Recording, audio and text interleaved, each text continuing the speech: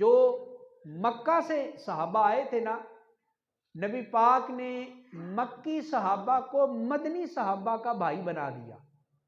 ایک مکی صحابی دوسرا مدنی صحابی بھائی بھائی بنا دیا ایک کو دوسرے کا، تاکہ رہنے میں، کھانے پینے میں، کاروبار میں کوئی پریشانی نہ آ سکے.